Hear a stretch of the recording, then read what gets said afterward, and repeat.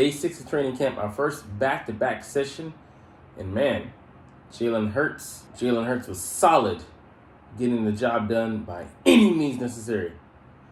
What's up, it's your boy Centron, coming back at you with another analysis video that kids you not that's my real name. And man, he came back down to earth, technically, but man, he's still very good. So, as we always do, we'll look at the final numbers. There's some things we could grasp from here, but he had 2 touchdowns on 8 carries, 11 to 13, 1 interception and 1 touchdown pass. Next we have it'll be Monday for you guys. Sunday. So it'll be Monday for me, Sunday for you guys. The evening practice will be open to 60,000 people. So we'll see how that goes. But yeah, man, it was a day of kind of just pushing through. A little bit more experimentation. We'll get into that a little bit later. But Jalen Hurts didn't have the worst day, but he didn't. He did more on the ground, I think, than he even did yesterday. But I think it's time for finding yourself and pushing yourself. And yeah, it was his first interception, and it's not time to be a Debbie Downer, get down in the dumps. We'll see how he was able to bounce back from that. But first, the game ball. I mean, we'll give one to this guy, but I mean, I would just say this is just like I said for past days, honoring the article's theme. I would just give it to this guy, Quez Watkins, because he's running away with the slot job. Yeah, he owned the drop that he had in the Super Bowl. He admitted that his season was off in 2022, and having eliminated Zacchaeus, I think they seriously lit a fire under him, and he's just gotten lesser targets than Quez has, whether it's with the first team or the second. He haven't been targeting him heavily. Man, he kind of did shine in practice today a little bit with what he did, but more on that a little bit later. Yeah, he looked athletic, making acrobatic catches, and then deep balls, man.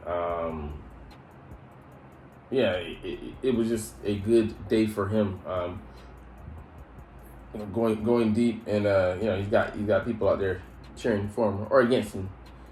Quez don't drop it, but yeah, I mean we'll get into some of the stuff that he did later. But he owned Avonte Maddox in the end zone, making that diving catch, and coming back, facing the quarterback, and holding on to it through contact. Well, they're giving it to Noah Smith just for his diversity here. He did a lot of things, but I think really that's him just going in there in case of emergency, break glass, because Hassan Reddick is limited. And then, because he's kind of his stand-in. Yeah, it's hard. But Nakobe Dean also is out, so he got some inside linebacker reps. So those 2 positions, but playing that, more of those standard linebacker responsibilities, off the ball linebacker. And, we're deep at end, so, we're not going to take that away from him. What he does best is rush the passer. And can he learn the other roles? Cool, but he's going to be more of a moonlighter and not a full-time guy.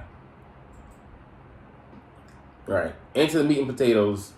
Jalen Hurts and Nick Sirianni got feisty, so this is kind of like one of the things, all in love. I love how they put it in the other article that we'll get to. But it's day 6. So we saw Noah Smith, like you said, getting some reps at linebacker, as well as Terrell Edmonds getting some reps, and he was a blitzer as well. So trying out different spots, testing out different combinations. You really want to see how that works. Like I said, you don't know who might be playing next to who. Noah Smith, I think he was playing next to Christian Ellis or something like that. Golly. I'm just tired, bro. Yeah, we have bad depth. That's nothing new. We knew that if the level of play doesn't elevate from what we're seeing, Howie will be active in the trade market. in trying to bring somebody, or like looking at the rosters and see who's cut and see if there's any quality guys there that might be able to bolster us. Or finally bringing in a free agent that's on the market right now, like a Miles Jack, for example, who's he's a pure linebacker, not an edge rusher, playing quasi roles. So we'll see how the things shake out first, before hit the panic button. People are so ready to, you gotta get Patrick Queen now, you gotta get Isaiah Simmons now. No, we'll wait and see how things develop first. All right, so Nick Sirianni and Jalen Hurts had some words. Hurts tried to run for a first down. He basically slid and he didn't hand the ball back to the ref and came up short. And it could have been one of those things where just time of the essence. Sirianni shot it at Hurts, and then Jalen, what do you call it? He didn't take too well to it. Hurts had some words in return for Sirianni, but after reflecting upon things that happened for a minute or two, he did some push-ups as his own penance. I mean, he's holding himself accountable. He's not gonna just act off the cuff. He knows what he represents. He knows who he represents. He knows what's at stake. He knows where his focus must be, and he's not gonna let something like this derail what has been a great offseason and building towards the ultimate goal, getting to the Super Bowl and winning it. Yeah, there's nothing else in sight for him. They're saying Cam Jurgens is going to be the winner of the right guard competition. Sure, that's maybe why they're experimenting with Tyler Steen. He looks good at tackle, which makes sense because he played that at the lower level at Alabama, as well as I believe at Vanderbilt. At least he played tackle. I don't know if it was right or left, but he pancaked, can take your street. Nice, this guy has inside outside versatility. He was facing him, and he handled him. Josh Sweat jumped offsides, and Steen touched him to lock in the neutral zone infraction. That's key because he got yelled at by Sirianni previously for making that error a couple of days ago. So showing growth there, really big sign of his maturity, as well as him learning from his mistakes. In a red zone period, he had a good physical block on Jalen Carter while playing right guard. So nice. I mean, even on the inside, he's still being effective against a guy who's slated to be one of the top guys on our line, defensive line, on the interior, getting some rotation there, and we're counting on to be effective. Steen might be the best left tackle option on the team, backup option, and it wouldn't surprise me if he's the first guy off the bench should Jordan Mailata go down. So that would, the more tackle depth you can have, and he also has the inside versatility. With him, I would say being a projected guy to compete for at the very least, and theoretically you would like him to maybe win that right guard spot next year when most likely Jason Kelce hangs it up and Cam Jurgens takes over full time at the center position. But yeah, Jurgens plays some center today with Lane Johnson and Jason Kelce getting the old man breaks, and Driscoll was at right tackle. So I mean, we still believe it in Jack, but we have other options. Dennis Kelly would be left or right or interior, as well as Tyler Steen, who would apparently be left, or right and interiors. Because I'm not so sold that they would never play him at tackle. Let's just say Lane Johnson goes down with a serious injury, God forbid, or he retires and then within the next 2 years. I think he has 3 years left on his deal currently, but who's to say he's not out of here before that. Just depending on his health, most likely, and his mentals. But Quez Watkins. So the 3 highlights for today. 3 highlight catches. Quez Watkins out jumping at Maddox, as we mentioned earlier, on a post corner route during one-on-ones in the red zone. Devonta Smith on the sidelines, and he ran out of real estate, but he planted his feet inbounds, made the catch, and then drag swag them things across the ground to hang onto the ball and bringing the catch. So beautiful from the Slim Reaper. And Dallas Goedert reached back with the right hand, all-target pass, and brought it into his body and made a one-handed catch. Just beautiful. A.J. Brown didn't have any highlights, but he made it have or so dozen catches, just showing that he's going to be reliable, even when he has maybe off days or when he's not heavily featured, because the matchups are going away. The best matchups are going away from him. And Britton Covey, man, he's showing that he could really be a legitimate 5th receiver for us. He's made catches and he's got a lot of separation. got in the end zone, I think, on a slant against the twos or threes, and so he dusted Josiah Scott, which is ain't nothing for me, but he had another snap against someone else, I think, which was quality at the very least. Rashad Penny turned on the Jets and ran a fake handoff, and also they flipped it out to him to the right where Penny found out open space. Yeah, dude's got a gear, man. We even saw him on kickoff return. He returned 7 in college for touchdowns at San Diego State, Marshall Falk's program. But man, it'd be nice to see someone back there. I mean, we don't want to open him up to injury, but Britton Covey, I believe he should be focused on punt return, and kick return should be given to someone who's a little bit more explosive. Keeler Ringo lost a bunch of reps today. I mean, just continued growth. All right, Goddard high pointed the ball over him in the red zone for a TD. Joseph Nagata made a nice hands catch on a slant for a TD. Ringo tried to knock the ball down, and the play was over, and yeah, that's just petty. And it's flagged for PI against Tyree Cleveland. So I mean, he's just learning on the job. Greedy Williams, the more you hear about these bad days and this thing goes along, him just getting beat, you can see him not making this roster. He got dusted by Greg Ward on 11s, and I think he scored a touchdown against him as well. Williams just had a bad camp, and it's just it's great that you want to come to the Eagles, but you don't show up on tape. It'll be what it's gonna be. But Joseph Nagata, I like that he's standing out. He's someone to keep an eye on and see. I don't think he can make the roster, but the practice squad. Even after we gave him so much, guaranteed money to sign on with us as an undrafted priority free agent. If someone steals him, they steal him. But if he's not ready, don't try to force it. So positive cornerback news: Darius Slay baited Jalen Hurts. He was playing in his own coverage. I think he'd be a superior man corner only, but he's decent in zone. But this proves otherwise. So he was sitting in the flat and had eyes on Goddard, who was floating somewhere in his area. Hurts committed to Goddard. Slay broke on the throw and picked it off, his first interception of training camp, and got baited. So I mean, it happens to the best of them. How you bounce back? He didn't turn them all over again. So we're good to go. Julian Jones. This is a interesting guy. Had a good reps, one-on-ones, and now taking a look at him at center. So could be a positive development there, because Brett Toth just hasn't panned out at center for us. So keep him at guard. Sure, we'll have another guy we'll get into later that he's back. Undrafted rookie tight end Russell Brady had a good pass pro against Nolan Smith, but I still don't think he makes the roster. Maybe a candidate for the training squad, the training squad, basically the DBC squad, aka the practice squad. All right, James Bradbury and N'Kobe Dean went down, and they weren't back today. Patrick Johnson went down there and practicing like he was in a lot of pain.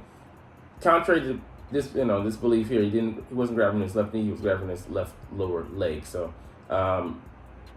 so his injury isn't considered serious because it ain't a knee, man. Fortunate for us, it's not, because some people just jump the gun early and just post whatever because it's clickbait and it looks good to draw attention, but just in the end, it's a short-term game because it's not going to gain long-term subscribers, and they find out that the information that you're peddling is nonsense. All right, Jake Elliott, 7 for 7. He's now 10 and 10 throughout camp. The boy is hot. The punter battle is, they got the pinning part down, but it was the hang time that they need to work on. So here, we're gonna rehash some of the same topics, but look at it through a little bit more favorable light. So an hour and 50 minutes is a long practice, man. I practiced longer than that when I practiced with a semi-pro team out here in Japan. Man, we were out there for like 4 or 5 hours, where it was sparking.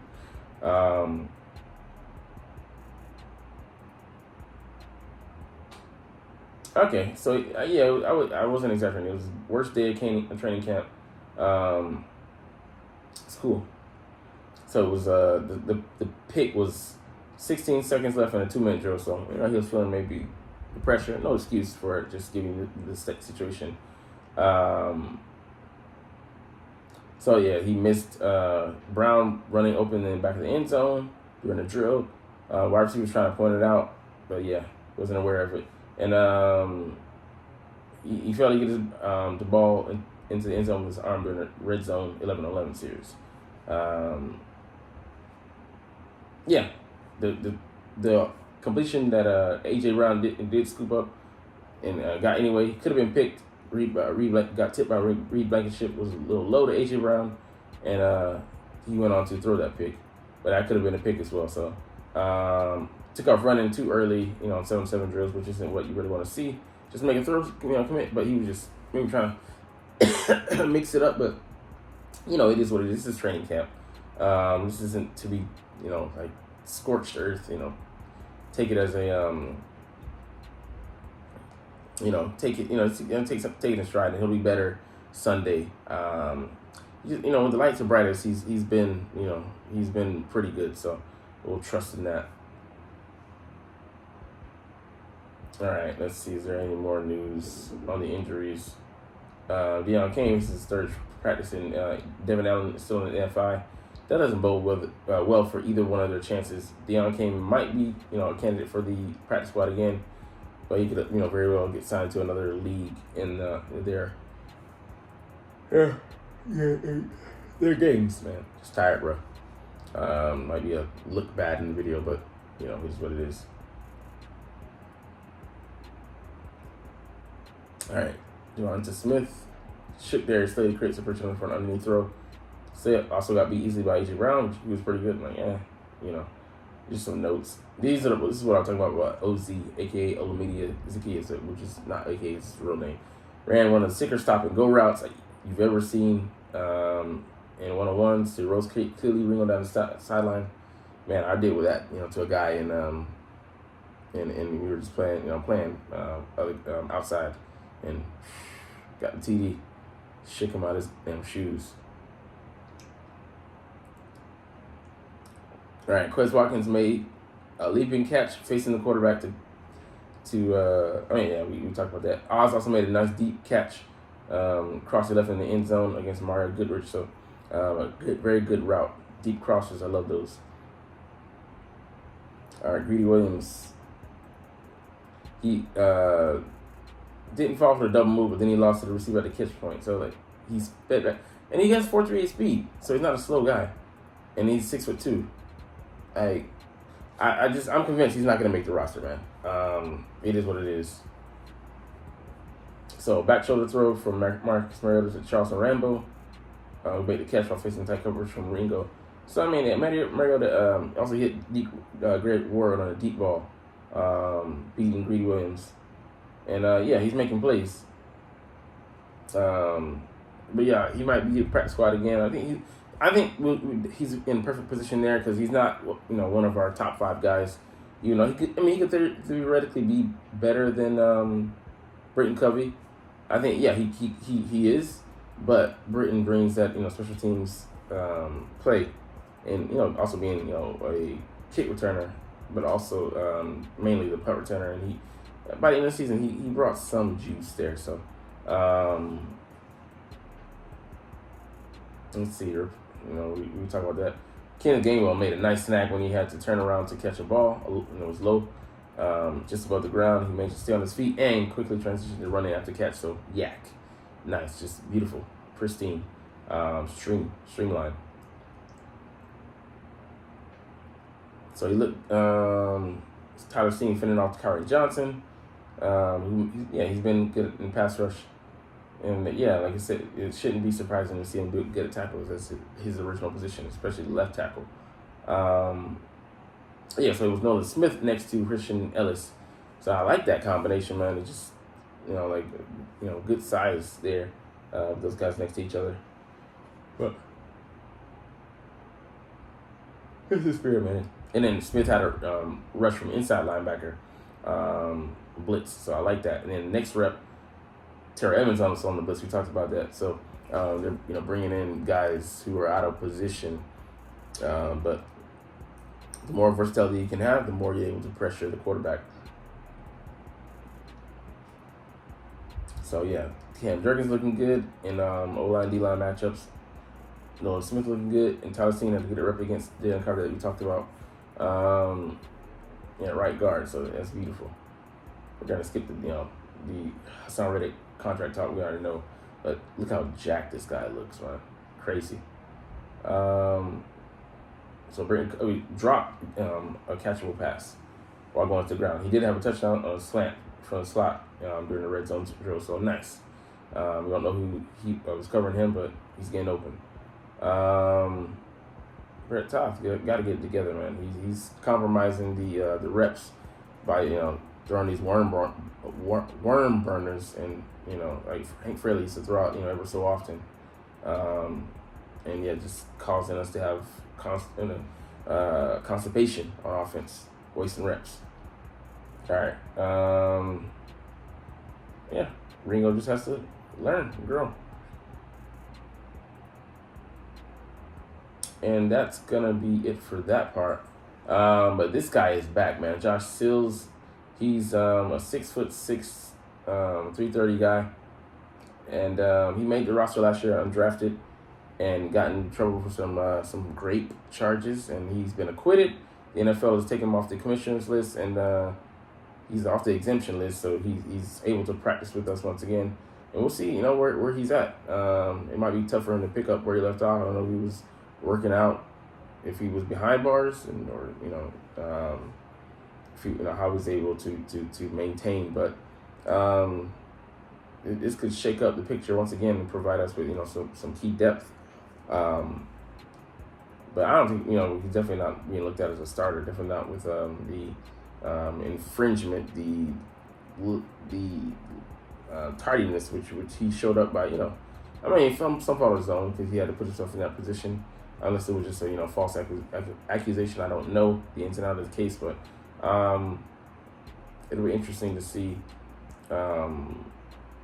how he's able to bounce back, and what he is able to give us in training camp. Anyways, we're gonna get out of here with this in one of our shorter videos. I'm just tired, man. I just gotta get some rest. 6th day of work, so on the 7th day I will rest. All right. Anyways, let's get up out of here. Like I said, as always, it's fly, Eagles, fly, and let's motherfucking go. Like, comment, share, subscribe if you want. Thanks for watching. Check me out at Centron Anime, Centron Life, or Centron Laughs, or other social media.